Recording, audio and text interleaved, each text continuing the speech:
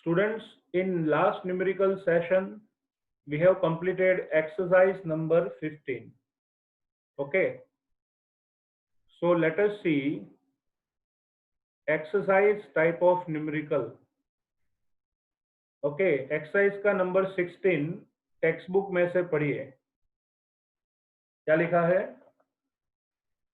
The energy associated with the first orbit in the hydrogen atom is minus 2.18 into 10 raised to minus 18 joule per atom.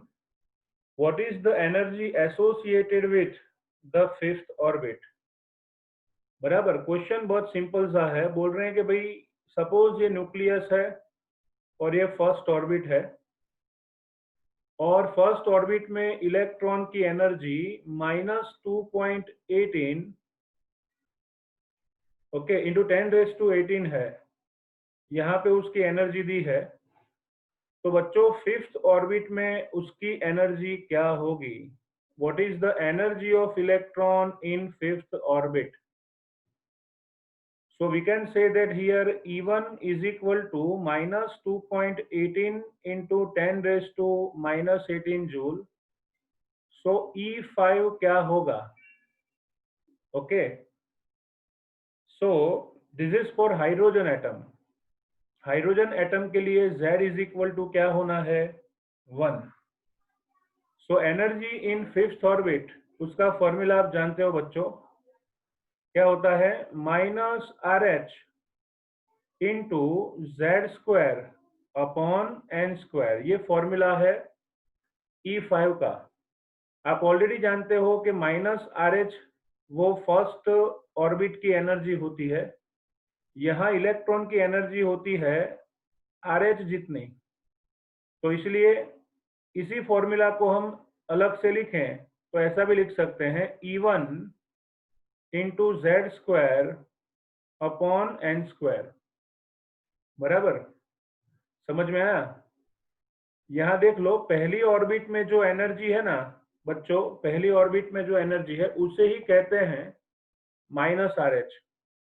तो बस भगवान का दिया सब कुछ है। एक काम करें, चलो E1 की वैल्यू लिख दें, minus 2.18 into 10 raise to minus 18। Here the question is about hydrogen atom. Hydrogen atom की बात चल रही है, तो बच्चों यहाँ पे हाइड्रोजन का एटॉमिक नंबर क्या है? 1, तो 1 का स्क्वायर होगा। अच्छा, कौन सी ऑर्बिट की एनर्जी है? 5, तो यहाँ आएगा 5 स्क्वायर। ओके, तो 5 का स्क्वायर क्या होता है? 25। इसको 25 से डिवाइड करोगे और डेसिमल पॉइंट सेट करोगे तो एनर्जी आएगी 8.72 into 10 raise to -20 joule. Okay, so this is energy of electron in fifth orbit. Fifth orbit में इलेक्ट्रॉन की एनर्जी इतनी होती है। चलो, ये था हमारा फर्स्ट टॉपिक एक्सरसाइज नंबर 16 में। आगे बढ़ो, दूसरा भी एक क्वेश्चन है। Calculate the radius of Bohr's fifth orbit for hydrogen atom. Calculate the Bohr's orbit of fifth orbit, मतलब आपको पूछा गया है कि व्हाट इज द डिस्टेंस, मतलब radius between nucleus to fifth orbit. ये डिस्टेंस आपको फाइंड करना है। ओके, तो आपको फॉर्मूला याद होगा बच्चों, R5 मतलब Rn। फॉर्मूला था Rn is equal to A0 into n square by Z. 1 electron वाले कोई भी स्पीसीज हो, उसकी रेडियस का फॉर्मूला है A0 into n square by Z. चलो, A0 उसको मैं पिकोमीटर में लिखूं तो आपको याद होगा क्या लिखते थे उसमें? 5.29। याद है ना? क्या लिखते थे? 5.29। मैं जो बोलूं चलेगा, ऐसा नहीं है। 52.9 पिकोमीटर था। अच्छा, फिफ्थ ऑर्बिट है तो यहां लिखेंगे बच्चों R5। तो एन स्क्वायर क्या होगा? 5 का square upon atomic number of hydrogen is 1, अगर डिसुम डिसुम करोगे, ओके, तो आंसर आएगा बच्चों 132.5 पिकोमीटर, ये हुआ पिकोमीटर, बराबर। अगर आप पिकोमीटर में आंसर लिख रहे हो तो चलेगा, दौड़ेगा और उड़ेगा। लेकिन अगर आपको स्पेसिफिकली डिफरेंट यूनिट में आंसर लिखना है, जैसे एंगस्ट्रॉम में आंसर लिखना है, एंगस्ट्रॉम, तो 10⁻⁻10 को एंगस्ट्रॉम बोलते हैं ना, तो 2 स्टेप पीछे जाएंगे, क्योंकि पिकोमीटर को बोलते हैं 10⁻12 मीटर। तो एंगस्ट्रॉम में आएगा 13.225 एंगस्ट्रॉम। ओके, कोई बोले सर नैनोमीटर में लिखो, तो 10⁻9 को नैनोमीटर कहते हैं। तो और एक स्टेप आगे जाओ तो 1.3225 दैट इज नैनोमीटर। आप कोई भी यूनिट में आंसर को कन्वर्ट कर सकते हो। Okay, so this is called first one, बराबर। Question number 16। Now let us see question number 17।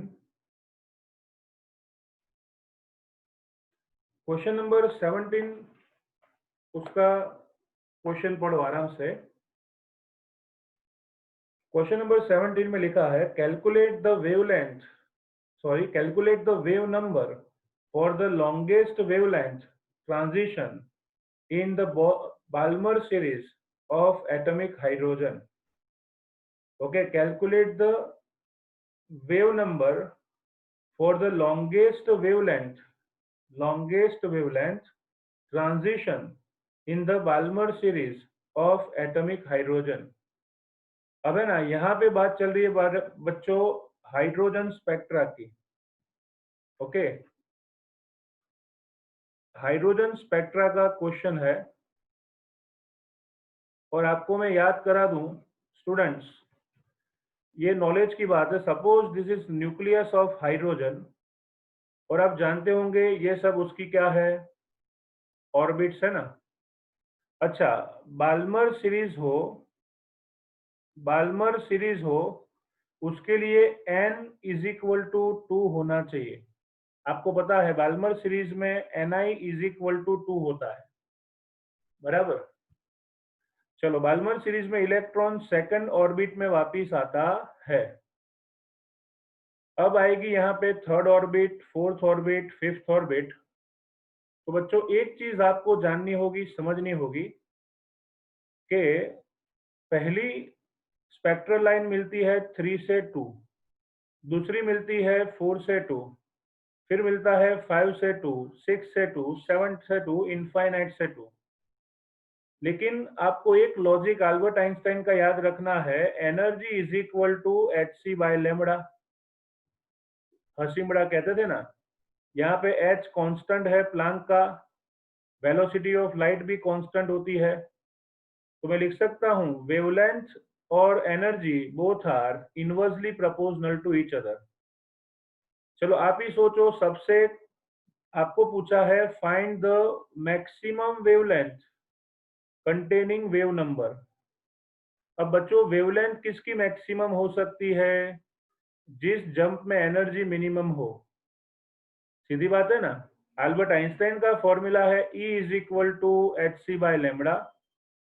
सो वेवलेंथ जिसकी मैक्सिमम होगी उसकी एनर्जी कैसी होगी, मिनिमम।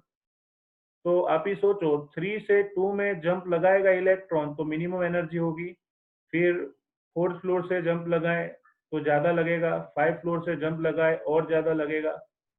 तो सबसे कम कौन से फ्लोर से लगेगा, 3 से 2 में, बराबर। तो I think you can understand what I mean to say. Wavelength maximum containing wave number find करना है, डोंट वरी, पहले डिसाइड तो करो कौन सा ट्रांजिशन होगा। तो जिसकी एनर्जी मिनिमम होगी वो होगा मैक्सिमम वेवलेंथ वाला रेडिएशन। मिनिमम एनर्जी कहाँ से है, थर्ड से सेकंड ऑर्बिट में, तो वेवलेंथ उसकी कैसी होगी, मैक्सिमम, बराबर।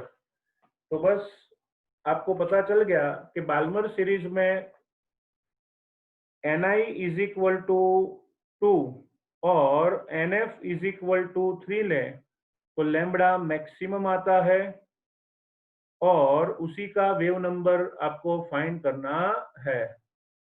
Okay, so let us see now wave number nu bar is equal to,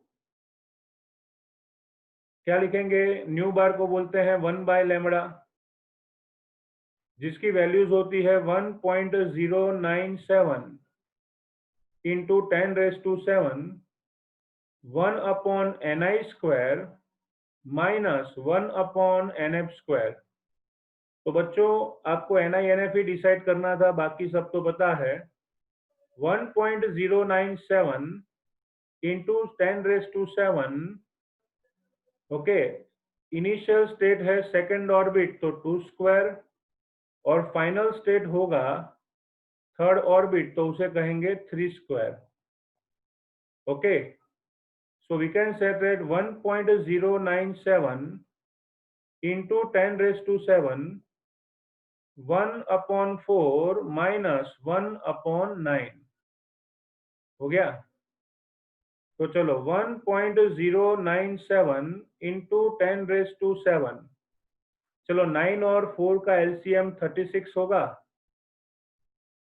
तो 4 वाले को ऊपर नीचे 9 से मल्टीप्लाई करो और 9 वाले को 4 से मल्टीप्लाई करो, नीचे आएगा 9 multiplied by 4। So here we can say that 1.097 into 10⁻⁷, 5/36, 5/36। अगर कैलकुलेशन करोगे तो आंसर आएगा इसका 0. देख लेता हूं, 1.097 ओके इंटू 5 और डिवाइड बाय 36 पाएगा 0.15236 इंटू 10⁻⁷, इतना मीटर इनवर्स आएगा। ओके, तो चलो बच्चों डेसिमल पॉइंट को उसकी जगह पे रखें तो 1.5236 into 10⁻⁶ metre inverse. This is called wave number of highest wavelength containing radiation. Okay? समझ में आया? तो पहले यहाँ पे आपको सिर्फ पहचानना था कि जिसकी वेवलेंथ मैक्सिमम होगी उसकी एनर्जी मिनिमम होगी। बाल्मर सीरीज में ग्राउंड स्टेट होता है सेकेंड ऑर्बिट और इसीलिए हम Ni इज इक्वल टू 2 लेंगे, Nf इज इक्वल टू 3। मैं आपको बता दूं, जब भी आप लैम्बडा का मतलब वेव नंबर का या फ्रीक्वेंसी का फॉर्मूला यूज करें तो always remember Ni value Nf से कम लेनी है। कभी बच्चों को क्वेश्चन होता है कि सर इलेक्ट्रॉन तो 3 से 2 आ रहा है, तो आपने 2 से 3 क्यों लिखा? बराबर, आप 3 से 2 लिखोगे तो भी चलेगा, लेकिन यहाँ पे फिर वेव नंबर नेगेटिव आएगा। तो आपको बता दूं, आपका मास नेगेटिव हो सकता है, आपका वेट, आपकी हाइट नेगेटिव नहीं हो सकती। वैसे वेवलेंथ और फ्रीक्वेंसी भी नेगेटिव नहीं होती, इसलिए भले फाइनल स्टेट ज्यादा है, भले ना फाइनल स्टेट सेकंड है, फिर भी आपको याद रखना है Ni must be taken less than Nf। Okay, जब भी आपको लैम्बडा या फ्रीक्वेंसी का फॉर्मूला लगाना हो तो must remember Ni should be less than Nf।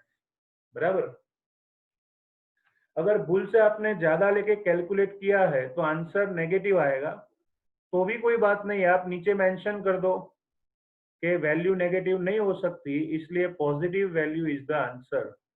Okay.